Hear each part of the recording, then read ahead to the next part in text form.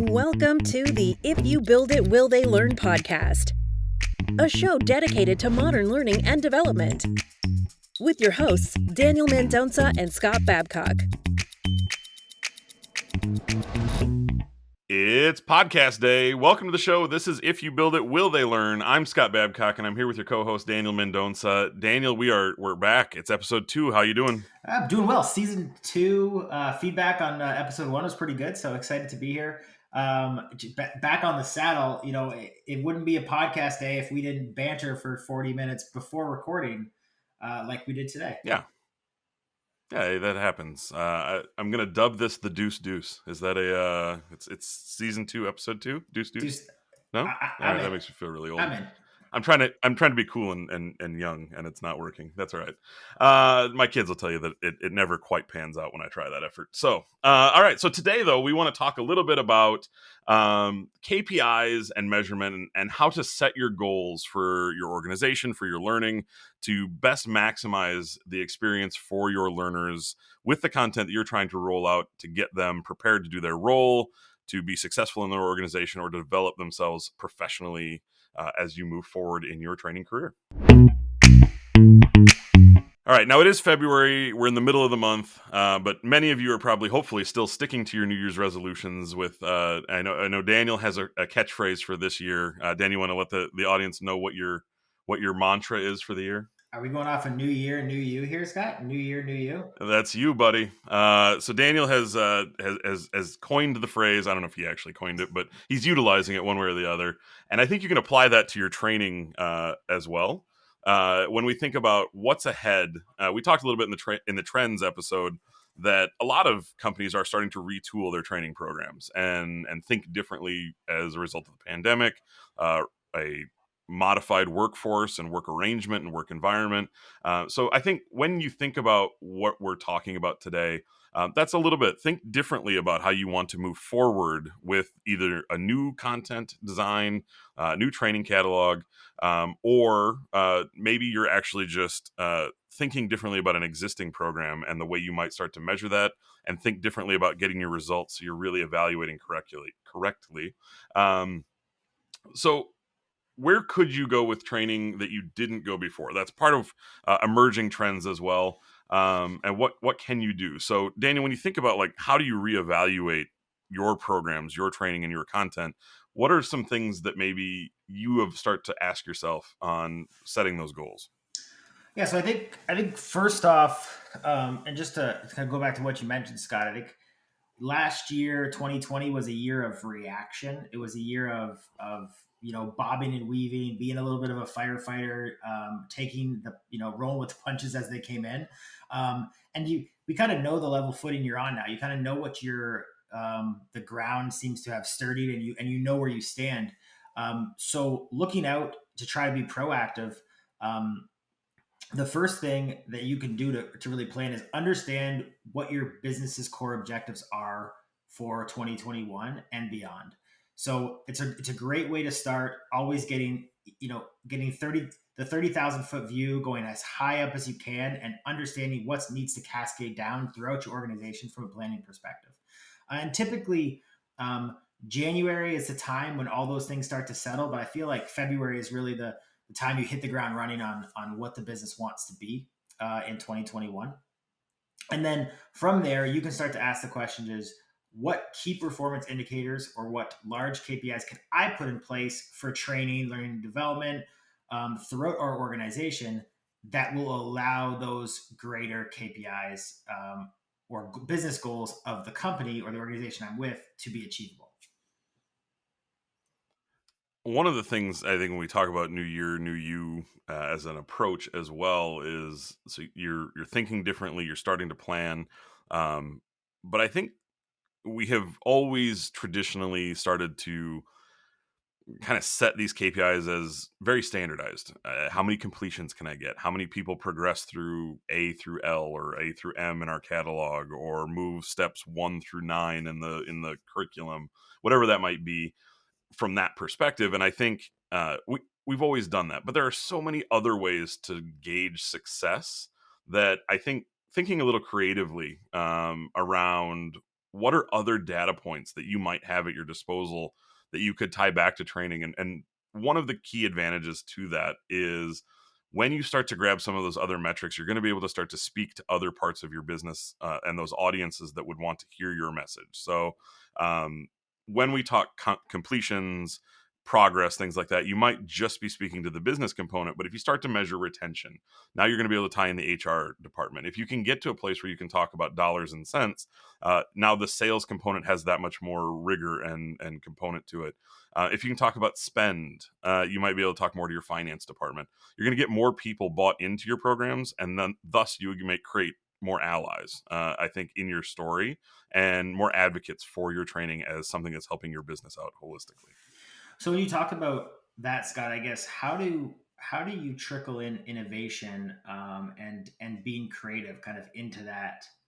I guess that planning or that new year, new you focus. I think one of the things is just to really evaluate what data you're collecting. So I think we go through this with Halite even is we collect these massive amounts of data on everything we do.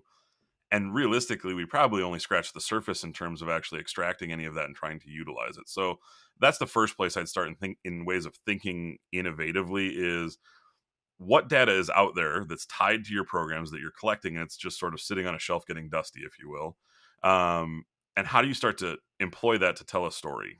So I'm a big data guy. I love what numbers can tell us, but you do have to pull it out and then you have to sort of make the story yourself. So look for those data moments. Think about the audience you want to speak to. It's not unlike making content in that sense, where you need to know, oh, I want to tell a story to finance to hopefully get more budget, or I want to tell a story to HR to be able to sell this as a recruiting platform or a recruiting program, or employee health and engagement. You're going to find data metrics that speak to them more than others, and really thinking about it creatively there. I think the way then you mash that together is what becomes innovative.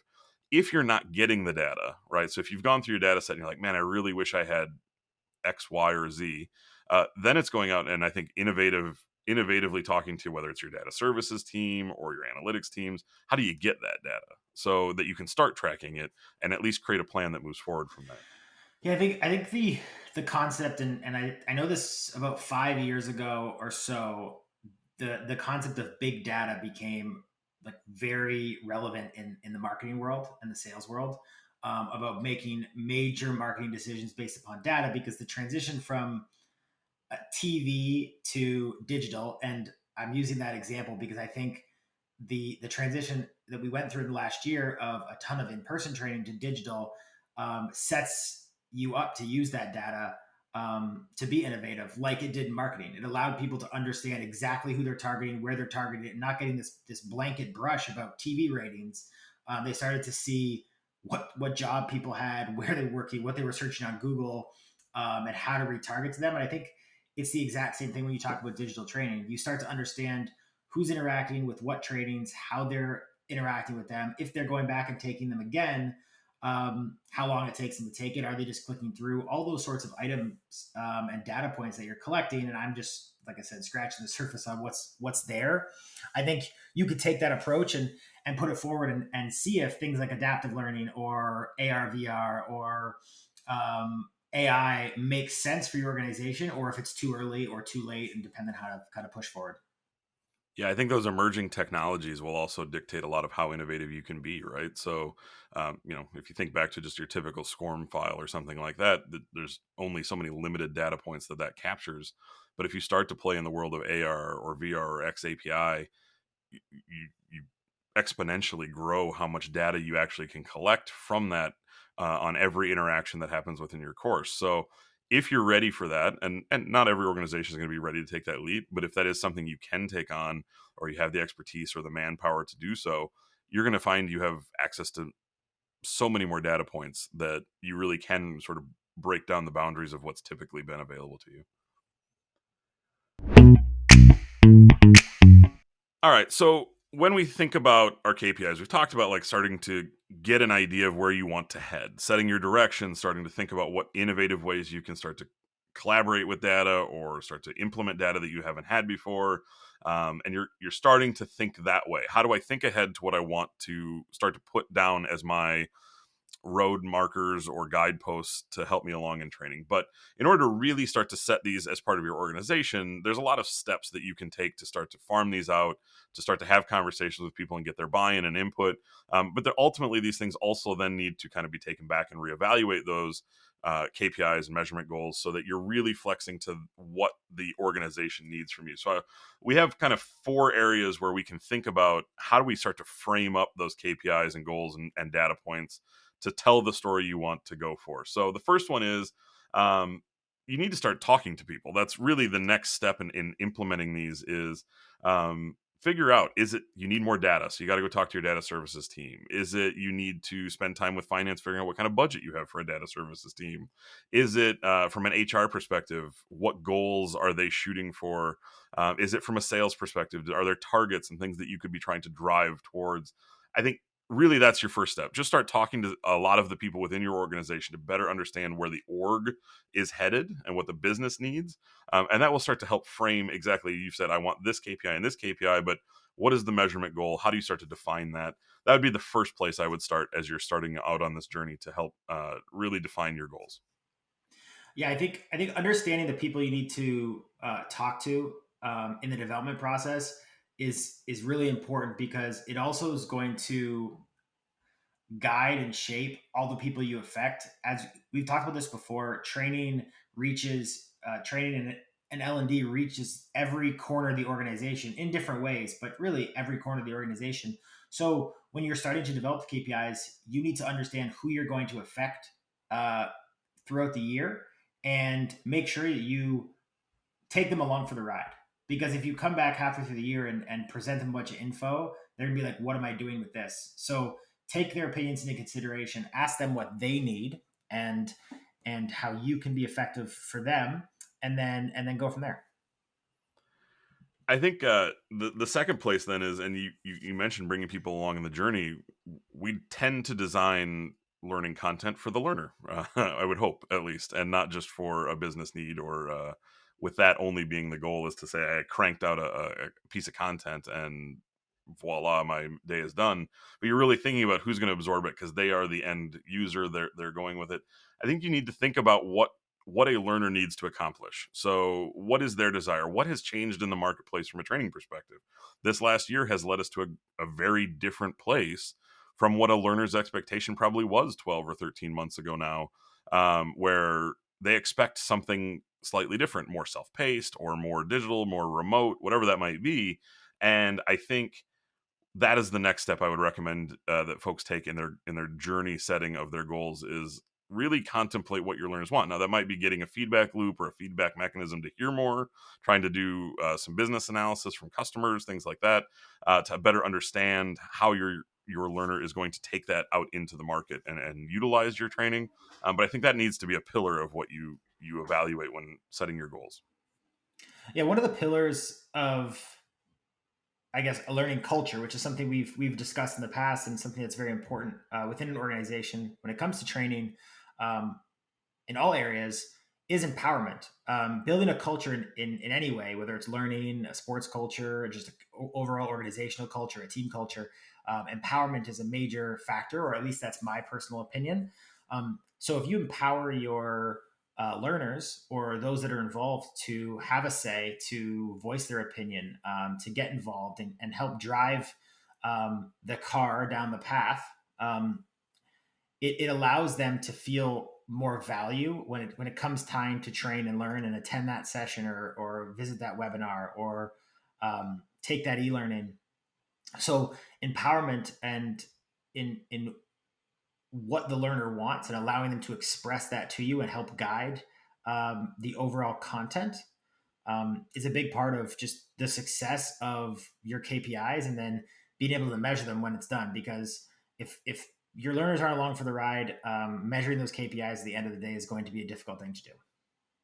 Scott, when it comes to, I guess, when you look at the learners, when you relate that to, so we've talked about the grassroots, the teammates, the people we're evaluating against. I guess, how does that relate to what a leader could be looking for, or what that necessary direction is from leadership? Do you want to go there before you talk to the learners, or is that something you can relate to after and chat with them about what your KPIs are?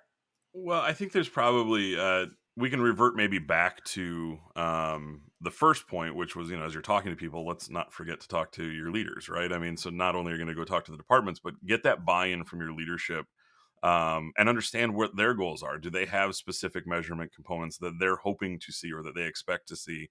And then consulting with them, hopefully, as an L&D team to really bring expertise to the way the learning environment might bring that to life. So if it's your L&D leaders, they probably are already speaking that same language and already planning for that.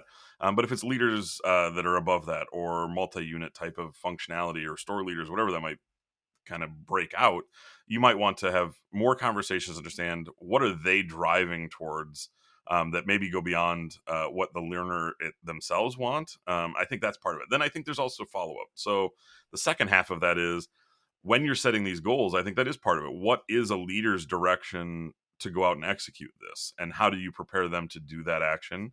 I think that is part of it. I think, how does a leader observe or monitor or evaluate success in those same ways, and giving them the tools and resources to do it? So I think first and foremost, as you're having those conversations with people, don't forget to talk to your leadership and get their directional component as part of your guide, but don't also forget to then leave them behind so they don't have a way to execute on that strategy when you employ it from a learning and development standpoint.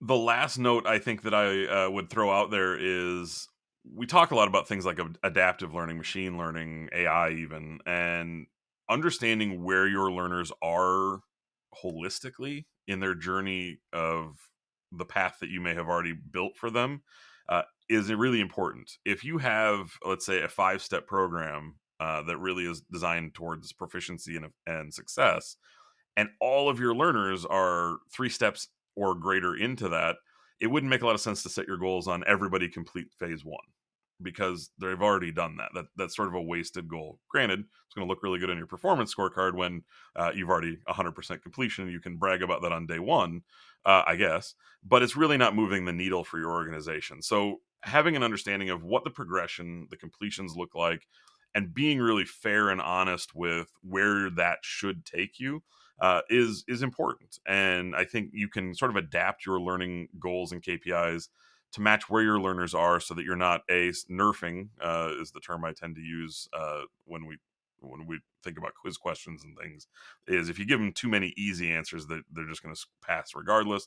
Same with your goals. If your goals are already attained, you're really not trying to move forward. You're not raising the bar. So make sure you're not nerfing those goals. Make sure they're realistic when we think about what your goals should be, and think about where your learners are in that journey, so that you're not letting them have success by just staying in status quo. Really try to move them forward. Yeah, and just to add on to that, Scott, I think we mentioned it briefly at the start. Like, when we're setting KPIs and objectives, one of the questions you have to ask, and I think we're going to roll into this as we progress, is how it's going to be measured. So um, there should always be a report or data associated to your KPI, and so you understand what you're going to be measuring against and what success looks like inside of that KPI that you set, that key performance indicator, um, because it allows you then to ask the question of why. Um, when you say, here's my KPI, here's how we're going to measure it, you could say, well, why are we doing that? And does it actually relate back to the greater thing? And it even, when you go back to some of our other points about the learner, you can allow them to ask you why. Why is the organization measuring that? Why is that important? How does that make my life better as a teammate, as someone who's in store, or someone who's on the shop floor, or someone who's at corporate office? So their completion and progress throughout, but why are they, why are we hoping that they complete and progress through whatever that training strategy or training plan is for this year? Is kind of, will wrap everything in from the objectives and the measurements perspective, and allow you to really understand your why going forward, so you can easily explain it to everybody. Because checking a bunch of boxes, as Scott indicated, with 100% completion of something that was already done, maybe looks good on paper, but it gets found out eventually. The last segment we want to talk about here today is a little bit of wrapping this all together. So we've talked about thinking differently. Make sure you're setting a plan. You're trying to organize your thoughts, if you will. you're then going to go out and start to build out those KPIs and objectives, right? So, what is the ultimate behavior we're trying to drive in the end? And you're getting some feedback, you're getting buy-in from your leadership, you're getting around the data and understanding where you are in your progress and uh, journey as you're building out these reports and these analytical plans. But what can you actually measure? So, what are some ideas or what are ways to think about measurement? Now, Daniel and I won't pretend to give you skew movement or some very detail oriented thing that might be completely misaligned to your business. I don't want to get that far into the weeds. I think we can go a little more high level on what are the things that high level you would sort of attribute to what you want to measure. And then you need to take that forward and think about the specific measurement component or the data set that you're going to be looking at to try to define those. But the first stage, I guess, of sort of measuring and evaluating your success is going to be, from a learning perspective, tracking knowledge. So, did people gain some new insight, some new level of information that they can then, if nothing else, regurgitate? And we often think of these in terms of quizzes or tests or exams or poll questions or whatever you might be rolling out, depending on sort of the accountability that goes with it. But are people taking a piece of content and can they remember the key bullet points from that and talk about them, at least to say, I remember enough to fill out the test paper? I think that's the first thing. They gain some kind of knowledge component along with their stuff. With that then comes the second sort of iteration of that, which is, can they apply any of that knowledge? And I think that is the second, as we look at sort of, and I consider those from a work perspective tied together. So I don't really consider them like one and two. They go together. Are you smarter, at least on some level? And then can you more importantly apply that to your job? That would be the first steps I would think about. How do we measure that? Yeah, I think that relates back to, we talked about the KPIs and objectives, and go. Those are all fantastic ways to understand. I think the question that I have is, um, what are you going to do with that data?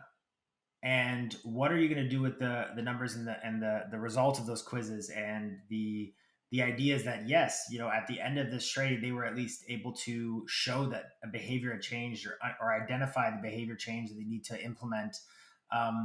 I guess, what are you going to do with that data, and then how do you take a step into the retention section? So how do you follow up on it, and what does that look like for the business? Yeah, I think that next step is that retention. So in the moment, they learn something and they can start to execute on it.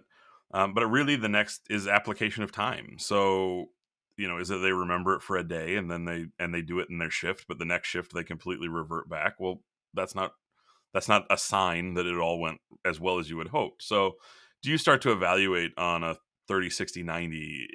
This is where I think your leadership comes back in, right? So a leader needs to be there to reinforce and restate and to evaluate and monitor success. And so I think when we talk about retention, so often I think in the business world we think about it, we can tie them together, but we think about it in a return of retaining an employee.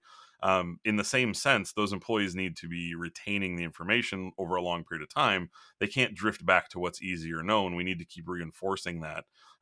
One of the really great parts about doing measurement, right, is that you actually hopefully also come up with your own executable plan going forward based on your evaluation. So if you learn that, our training tends to stick for 2 weeks, how do you then create some sort of a reinforcement model that comes back and reiterates your statement, whether it's through a simple job aid that you're going to roll out, an email communication, a secondary course that builds on concepts? There's a lot of ways to do that, but I think once you have the data, you can start to build that plan as well on how you choose to execute and your own behaviors going into the training space. I think a big part about the measurement of it is that it's not all sunshine and rainbows.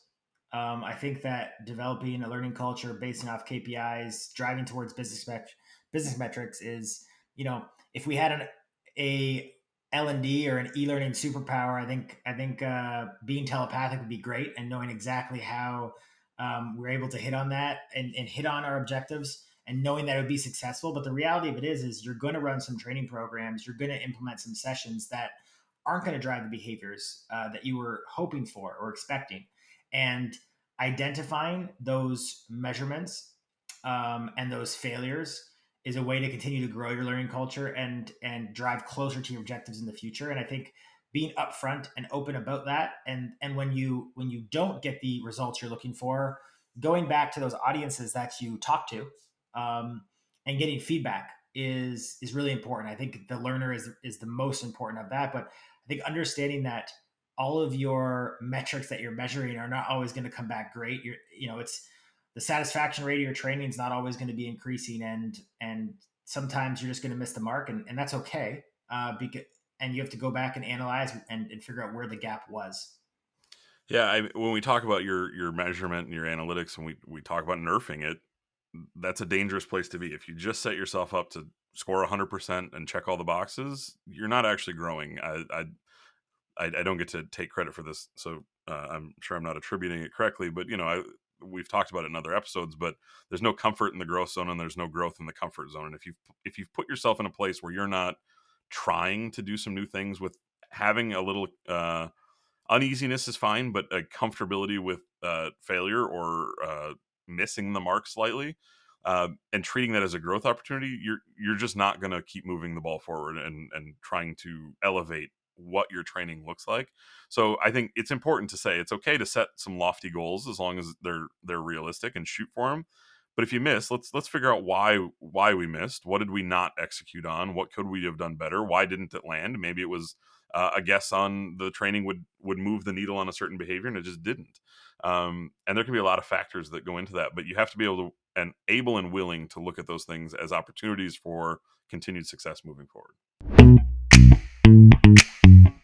The last sort of, and I always call this the Holy Grail, because I don't think many organizations have all the abilities in place to control their experiments in a lot of ways, but is, can you tie your training back to the business, and are you getting a return? And this really comes down to dollars and cents. And the reality is there's so many variables that go into your ability to move the needle on finances that it's hard to always say it's a training related component.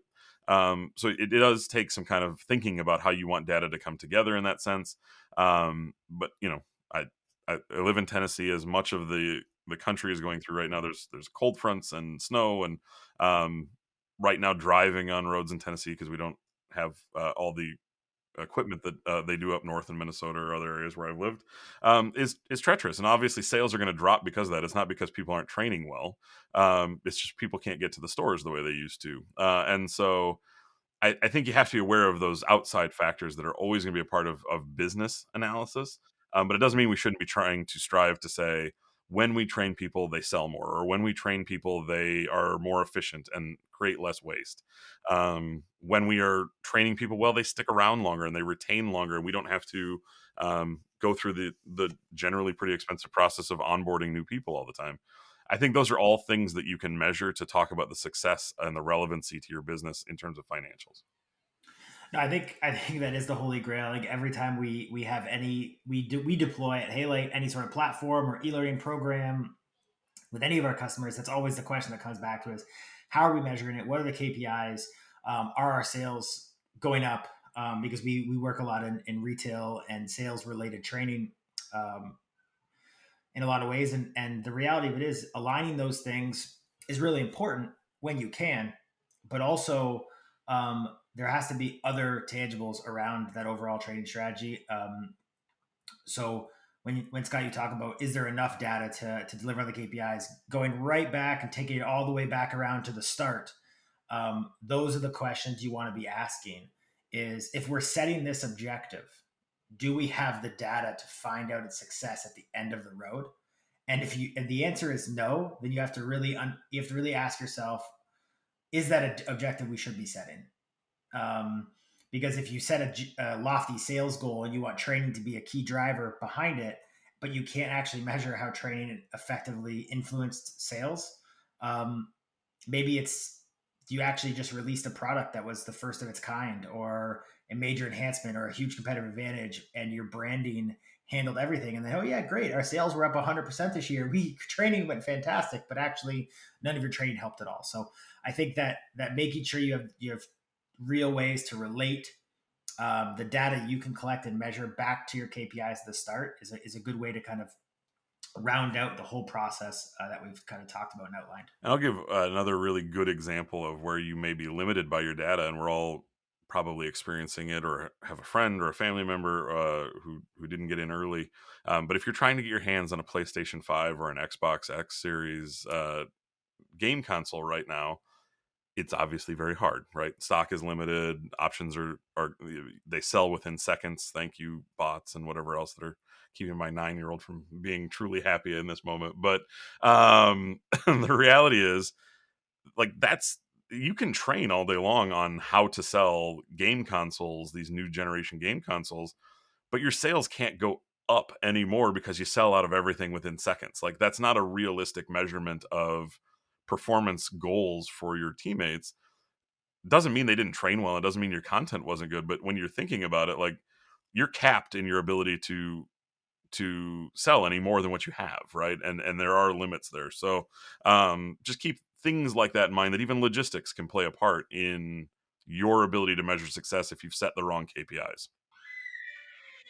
And for anyone who's listening, that's Oakley in the background, who agrees with me very much so. So nap time in this house. Nap time. Actually, she's going to get her 1-year shots right now. So. Oh boy. Well, there'll be more crying, I'm sure, in general. But that leads us to our last segment. Without further ado, it wouldn't be an episode of If You Build It, Will They Learn without a positivity point. So we're going to pass some good vibes over to Oakley and get her on the right path here. I'm going to go first. It's a little delayed and a little belated, but my wife every year puts on a very large conference for her work. It's sort of their leadership conference, sets the stage and strategy. It is a lot of stress, and it is a lot of moving parts and organization, and they basically do it all year long.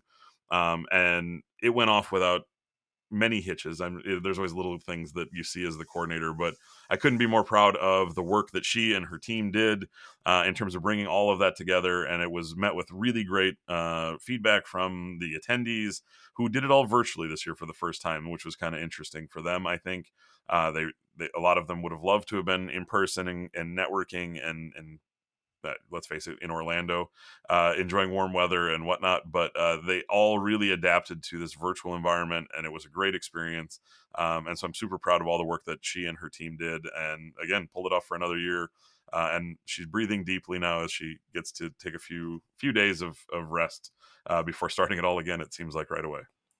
I would like to point out that, Scott, you need to let me know when you're going to compliment your wife in the positivity point of the day, because, now my positivity point really doesn't, hold any weight here.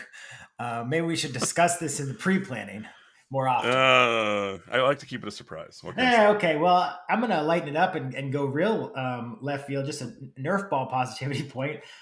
Saw TikTok yesterday that there is not a week in this entire year, Scott, that there is not a new Marvel piece of content coming out on Disney Plus.